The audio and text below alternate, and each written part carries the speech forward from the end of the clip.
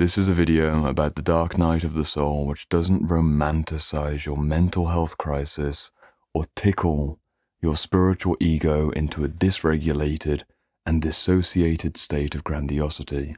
The dark night of the soul is real, and it's taken me the last few years to curate this incredibly valuable stack of psychological literature to hopefully guide you through these turbulent times.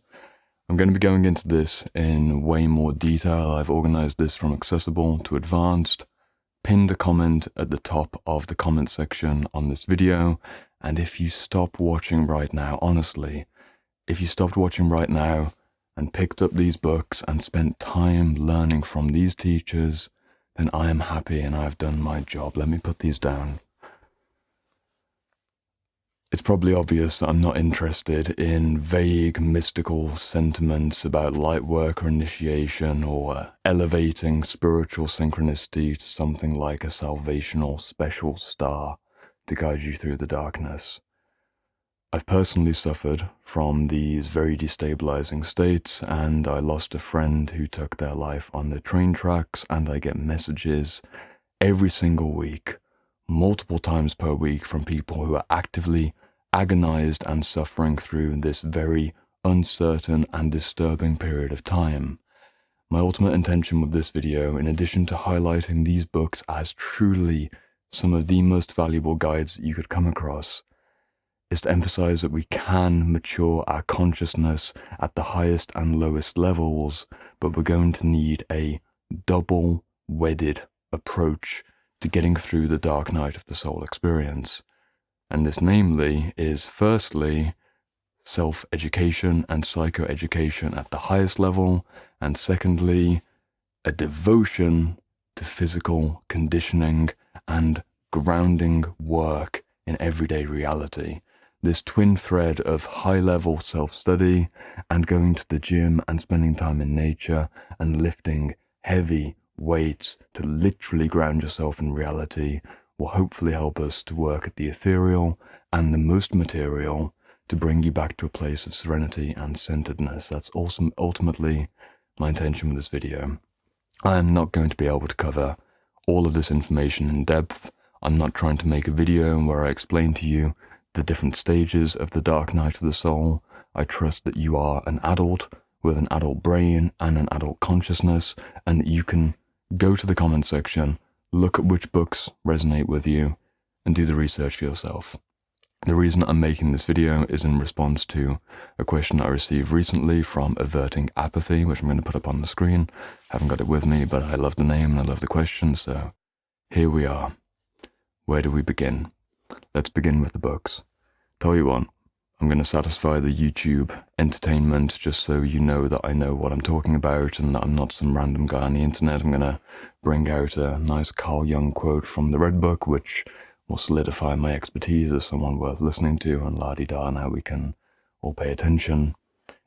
I'm joking and I'm being a bit crass, but there's a really nice quote here that does kind of sum up what it feels like to be in the dark night of the soul experience, but I hate how people throw out Carl Jung quotes and that's somehow the expertise, and it's just, it is what it is, but a bit angry because it's a really sensitive topic. Anyway, what does it feel like to be in the dark night of the soul? Let's set the stage, let's paint the picture. Carl Jung said in his Red Book, when he's going through his midlife crisis, this is what he experienced as someone who's blown wide open to the potentially schizophrenic territory of going into a dark night of the soul experience. Doesn't mean he's schizophrenic, but objectively speaking, it's a fragmented territory because you're going into a very unreliable psychological space. Carl Jung's quote: "This is how I overcame madness. If you do not know what divine madness is, suspend judgment and wait for the fruits. But know that there is a divine madness which is nothing other than the overpowering of the spirit of this time through the spirit of the depths. Speak then of sick delusion, when the spirit of the depths can no longer stay down and forces a man to speak in tongues instead of in human speech, and make him believe that he himself is the spirit of the depths." And then he continues on the opposite page, "Thus can you differentiate sick and divine delusion, Whoever does the one and does without the other you may call sick, since he is out of balance.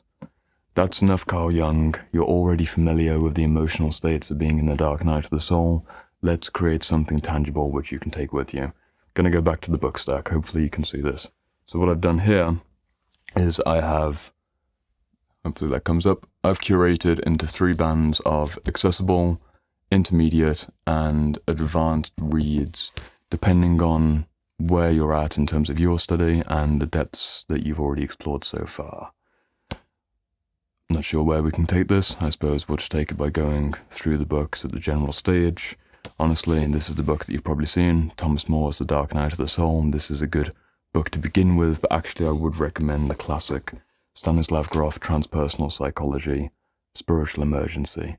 This book is incredibly useful for most people that are going through the stage. And honestly, the reason that I'm stumbling is that the friend that I lost to taking his own life when he was in this state, he came over very briefly a few years ago, and of all the books on my bookshelf, he briefly looked at this book, pulled it off the shelf, didn't read it, and a few weeks later he was gone. There's something about that moment that really touches me. So please just read the fucking books. You can get through it. Anyway, the point is, Stormy Search for the Self, Transpersonal Psychology, that's another nice follow-up. These 3 books together make a wonderful, stabilizing balance that hopefully restores a sense of safety.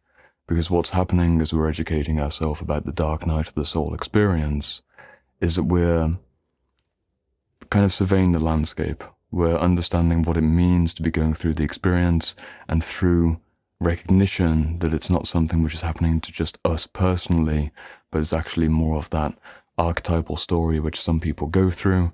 Sure, there's many possible angles where it could just be a mental health issue. To have access to other people who've been there and write about it very eloquently, it's comforting.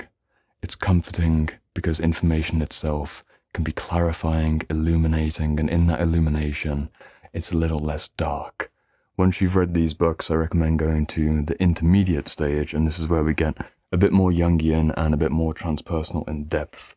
This is one of the best books in the whole space for the Dark Night of the Soul. It's John Perry, Trials of the Visionary Mind. This is basically the spiritual emergency book, but kind of the postgraduate level version of that book. It is one of the best books, if not the best book in the whole stack, for someone who wants the immediate accessible answers. You then have James Hollis with Swamplands of the Soul. He's talking about the apathy, the dread, the heaviness, that feeling of ego death and the regression into the lower bands of the unconscious before we come out towards something like a higher level of integration. And we also have James Hillman's Suicide and the Soul. You might not be able to see that, but this book does what you think it does. It talks about that deeply self-destructive tendency and what we can do when we take an alternative approach towards that suicidal impulse, which means not that we need to die, but something needs to die. An old story, an old identity, weight which no longer serves us. It needs to be cut away, burn away, and fall away so that the new self can resurrect, symbolically speaking. Go straight into the next stack. This is truly the top tier of transpersonal psychology, and transpersonal psychology is something I cover on this channel almost every week. These books are the really high-level consciousness studies, and if you want to go to this kind of space, ideally after looking at these books and stabilizing yourself, you will get a level of clarity that will allow you to detach from your subjective experiences with a sense of discernment, grounded, genuine perception, without losing contact with the mysticism and the spirituality, which of course is the gift of Dark Night of the Soul experience. We've got literally Dark Night, Early Dawn by Christopher Bach. This is one of my favorite second reads. I think my reread and my manual typing of this book was around 40 or 50 pages of typed notes. Truly wonderful. He's a great teacher. You're going to love this. It talks about different rebirth experiences, and one of the best ways I've seen it. You've got Holonomic Theory of Consciousness by Jenny Wade, Changes of Mind. This is for people who are looking about I suppose, the structuring of consciousness and what happens as we develop through the bands and the kinds of challenges that we could face. And the final book I'm going to be holding up, held it up recently in another video, Embodied Spirituality in a Sacred World by Michael Washburn. This book is truly marvelous. It has a wonderful part here. Not sure if any quotes will be relevant. I'll actually dive back in. I'm trying to keep this loose and emotional. Talking about the regression in the service of transcendence.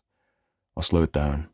Regression in the service of transcendence is when we are temporarily regressing to a more unstable state with the ultimate intention of transcending, as if the spiral loops back on itself and gets towards a higher level of perception, which need not get into New Age territory. It literally means that we're doing shadow work and we're entering into frozen, blocked, or otherwise distorted spaces which need to be cleared out so that we can receive more of the future. See if any of these quotes stand out to me. It's talking about splitting, it's talking about, yeah, here we go, actually, this is it. Read this quote. Michael Washburn is a genius. The ego undergoing regression in the service of transcendence is not yet able to revive its previous worldly identity. That's the feeling of ego death, right? The self-representation of the identity project. This identity, which was de-animated during the alienation process, remains out of play throughout much of regression in the service of transcendence. The alienation being that common feeling that people have at the first stages of their first dark night of the soul, where nothing makes sense anymore. You're very dissociated and distant. Nothing seems to land as a genuine emotional experience. Quote continues, the ego undergoing regression in the service of transcendence does have the basic identity of being a nascent spiritual self. Disembodied angelic spirituality and embodied demonic instinctuality. Oh God, this book's incredible. It really is. It's one of the best books on the topic, and it's a very challenging read for most people. It requires a lot of focus. It's not the book to start with, but this is the end game, I suppose, in your dark night of the soul education. The psychoeducation is one crucial element. I want to keep this video condensed and tight.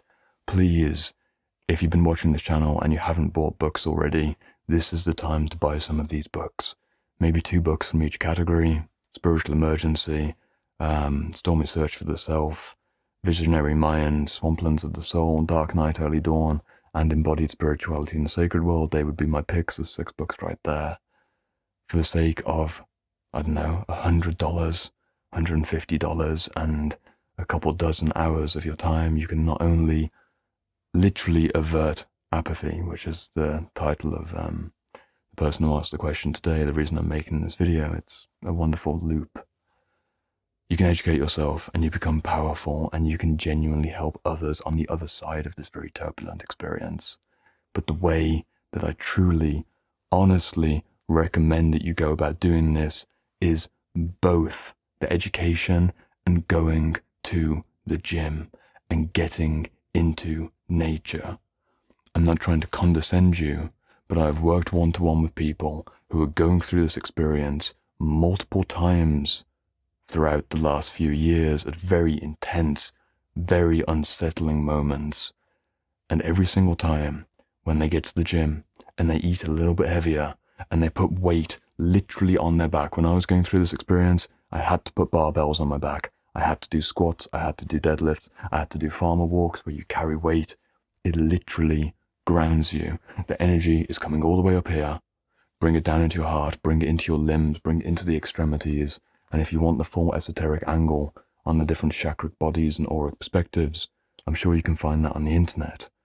In the simplest term, the body, the material, this expression of yourself, which we are blessed to receive, can hold the charge if we choose to drop our consciousness and our awareness and our identity back into the material. We don't spiritually bypass. We don't need to fly into a place where we no longer exist to realize who we are. Temporarily, it may feel like this, but we can do both. We can educate ourselves about the psychological process that we're going through, and we can make a consistent, reliable physical routine, going to the gym, playing a sport, doing yoga, dancing every day. For some people, when I've worked with them, I've had them squatting on the hour every hour for 1 week, not with a barbell, just getting down, literally getting down on the ground. And I have watched their energy go from that kind of manic, in the literal sense, that manic buzziness, to actually grounding in, to actually being centered, because they dropped their weight and they took their weight into themselves. I don't need to emphasize this anymore. The pinned comment is in the comment section. Read the books for yourself. These teachers are far more knowledgeable than me.